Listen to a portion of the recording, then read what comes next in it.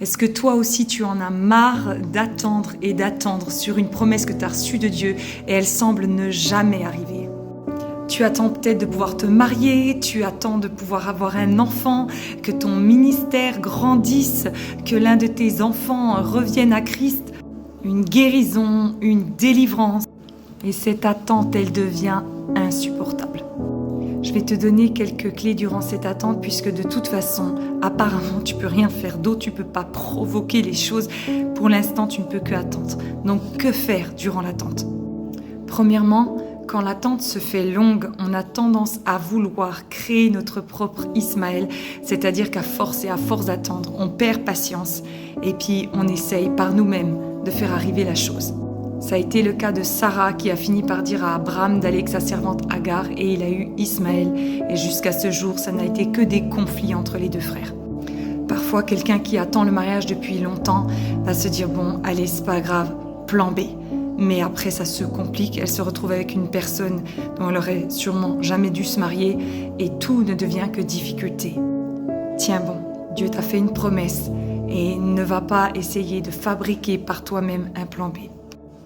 Deuxièmement, et c'est aussi important, reste dans le plan de Dieu qu'il t'a donné aujourd'hui. Souvent, nous voulons toujours demain. Par exemple, tu attends pour te marier, puis une fois que tu es marié, tu veux des enfants. Et une fois que tu as des enfants, tu veux qu'ils grandissent. Et tout est une course comme ça continuellement.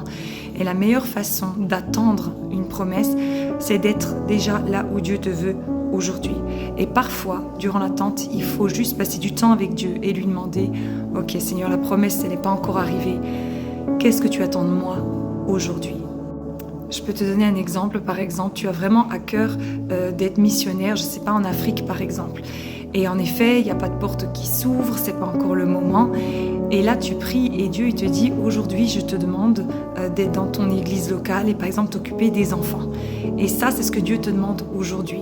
Fais-le. Notre but, c'est d'obéir à Dieu et de lui faire confiance pour chaque étape de nos vies.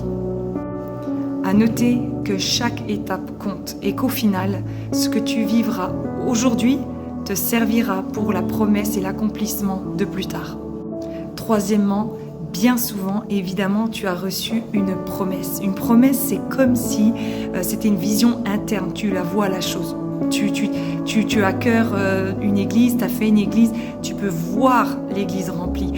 Tu as à cœur d'avoir une famille et tout, tu peux te voir maman, tu peux te voir mariée, c'est une évidence dans ton cœur. Je ne parle pas d'une image mentale que tu t'es faite, mais vraiment quelque chose que tu as reçu de Dieu dans ton cœur. Et quand tu as ce genre de promesses, tu ne les mets pas, tu sais, sur une étagère ou dans le placard en disant « bon, ça arrivera quand ça doit arriver ». Non. Tu peux déjà les vivre par la foi. Qu'est-ce que je veux dire par là? Tu peux en écrire une chanson, tu peux les déclarer, tu peux dessiner un tableau sur ça. Ce que je veux dire, c'est que par la foi, la Bible, elle nous dit que la foi, c'est la substance des choses qu'on ne voit pas encore. Donc tu peux vraiment déclarer ces promesses, tu peux y croire. Par exemple, je te donne un exemple. Tu sais, Dieu t'a dit que tu aurais des enfants avec ton conjoint ou quoi. Eh bien, vous pouvez déjà vous dire, on va s'acheter un petit pyjama avec le nom de l'enfant qu'on aurait à cœur. C'est des petites choses, on croit que c'est des petites choses. Mais quelque part, tu dis, Seigneur, je crois, je te fais confiance. Et ces promesses-là, tu décides de les avoir sous les yeux.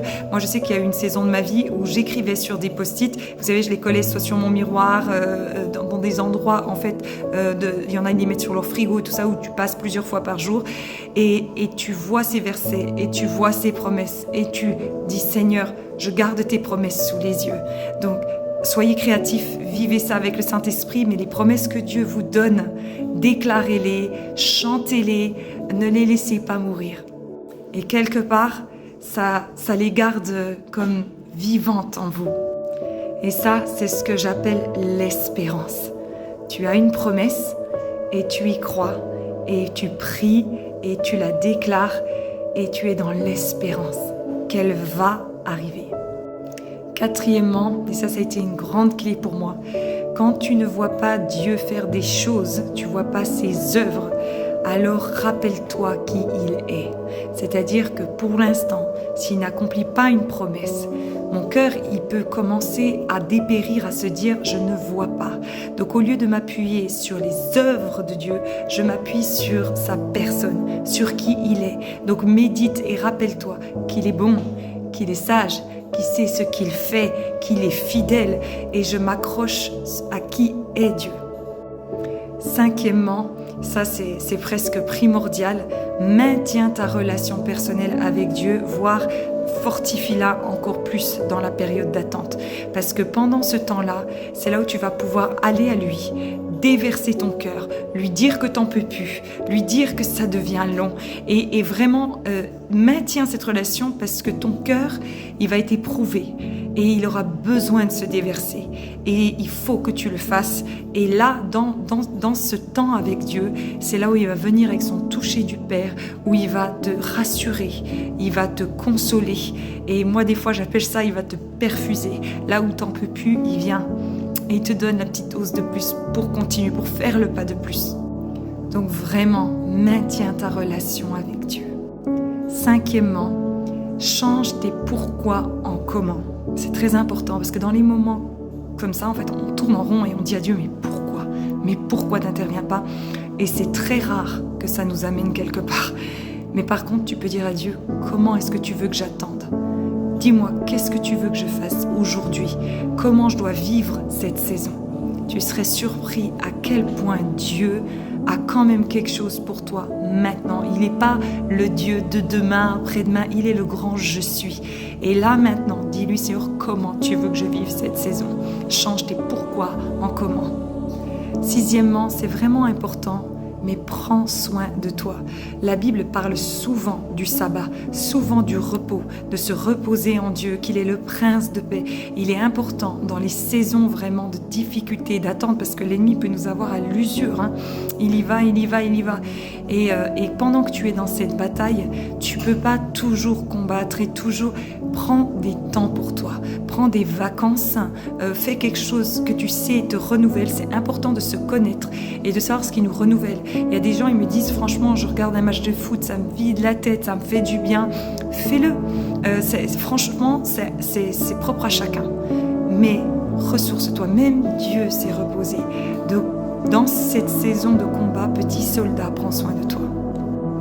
Prochain point, alors que tu attends sur Dieu, sers Dieu. Je vais m'expliquer. Soit l'attente, elle va être longue, tu devras tuer le temps et ça va être horrible. Soit tu peux servir dans ton église locale, des fois simplement une tâche que tu peux faire ou quoi. Mais ça te garde et ça te maintient en vie. Servir est le meilleur moyen d'attendre. Et tu remarqueras que souvent, ta promesse, elle est au bout de ton service. Parce que tu auras été fidèle dans les petites choses, Dieu finira par t'en donner des grandes. Et le dernier point pour t'encourager, c'est que pendant ce temps-là, tu grandis. Il ne se passe pas rien, tu grandis. Un caractère est formé en toi à travers la patience. La différence entre un enfant et quelqu'un de mature, c'est que l'enfant, il est impatient. Alors que la personne mature, elle a réussi à avoir un caractère qui travaille la patience. Et la Bible, elle nous dit, la patience, elle crée une œuvre parfaite en nous. Pourquoi ça se passe comme ça? Je ne sais pas, mais Dieu, lui, sait. Il ne se passe pas rien durant la période d'attente. Je le redis, il ne se passe pas rien. C'est pas parce que tu ne vois pas qu'il n'agit pas. Et souvent, c'est une œuvre très, très, très profonde qu'il fait en nous. Pendant ce temps, Dieu va te développer. Donc ne reste pas passif. Si tu sais que tu es appelé à être un enseignant, alors lis, cultive-toi, apprends. Si tu sais qu'un jour tu vas te marier, c'est vraiment l'occasion pour toi de développer ton caractère, de peut-être tu peux déjà investir dans un appartement. Franchement, c'est top quand des couples se marient et puis qu'il y a déjà financièrement quelque chose qui tourne. C'est très compliqué quand il y a une pression financière sur un jeune couple. Donc il y a pas mal de choses que tu peux déjà faire maintenant. Que Dieu vraiment t'encourage dans cette saison d'attente. Tu es peut-être comme Noé en train de construire ton arche et puis ça prend du temps et des gens se moquent et des gens ne comprennent pas et même toi des fois tu dois te dire mais qu'est-ce que je fais? Mais un jour la pluie va venir. Ça vient. Dieu est le Dieu des promesses, il ne ment pas. Sois béni, ciao.